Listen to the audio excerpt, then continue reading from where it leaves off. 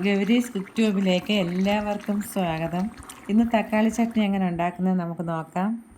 ഇതുപോലെ വിളഞ്ഞു പഴുക്കുന്ന പഴം വെറുതെ കഴിക്കാൻ നല്ലൊരു ടേസ്റ്റാണ്. കറി വെക്കുകയാണെങ്കിലും വളരെ നല്ലതാണ്. ഇതിന് നമ്മൾ വെള്ളം ഒഴിച്ചു കൊടുക്കും, ചാണകപ്പൊടി ഇട്ട് കൊടുക്കും, അത്രയേ ഉള്ളൂ. കൂടുതൽ വളമൊന്നും ചെയ്യുന്നതുമില്ല.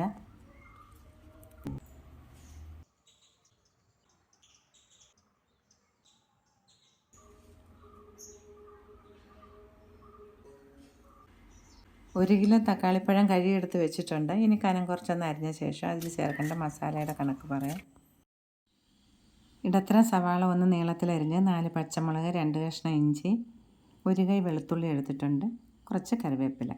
ഇനി ഇഞ്ചിയും വെളുത്തുള്ളിയും ഒന്ന് ചതച്ചെടുത്തിട്ട് വരാം. കുക്കറിലാണ് നമ്മളിത് ഉണ്ടാക്കുന്നത്, വേഗം ആകുകയും ചെയ്യും. പാത്രം ചൂടായിട്ടുണ്ട്. ഇനി 2 ടേബിൾ സ്പൂൺ വെളിച്ചെണ്ണ ഒഴിക്കാം. എണ്ണ ചൂടായ ശേഷം ചതച്ച് വെച്ചിരിക്കുന്ന വെളുത്തുള്ളി ഇഞ്ചിയും ചേർക്കാം. ഒന്ന് വാടാൻ തുടങ്ങുമ്പോൾ പച്ചമുളകും ചേർക്കാം, ഒരു കറിവേപ്പില.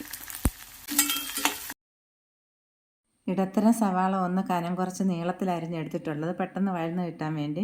ഷേപ്പ് ഏതായാലും കുഴപ്പമില്ല, ഇത് ഒരുപാട് സമയം വഴറ്റേണ്ട കാര്യമില്ല.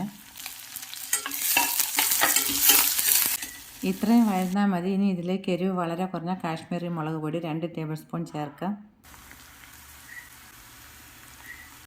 ഇനി തീയൊന്ന് കുറച്ച ശേഷം മുളക് പൊടി നന്നായിട്ട് ഇളക്കി യോജിപ്പിച്ച് അതിൻ്റെ പച്ചമണം ഒന്ന് മാറുമ്പോൾ നല്ലൊരു ചുവപ്പ് കളർ വരുന്നവരെ ഇളക്കിക്കൊണ്ടേയിരിക്കണം.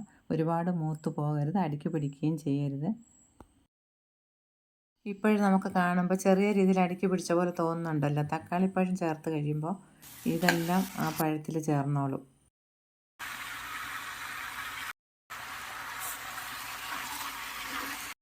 ഇതിലുള്ള വെള്ളം ഇറങ്ങിയിട്ടുണ്ട്. കുറച്ച് ലൂസായിട്ടുള്ള ചട്നിയാണ് നമ്മൾ ഉണ്ടാക്കുന്നത്, അതുകൊണ്ട് തന്നെ 1/2 കപ്പ് തിളച്ച വെള്ളം കൂടെ ചേർക്കാം. സ്റ്റീം വന്ന് ഇനി വെയിറ്റ് വയ്ക്കുക. ഫുൾ ഫ്ലെയിമിൽ 2 വിസിൽ വന്നത് ഓഫ് ചെയ്യുക.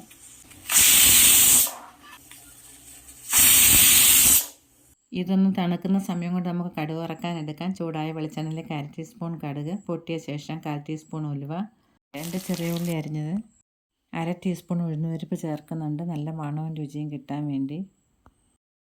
വറ്റൽമുളക് 3, കറിവേപ്പില,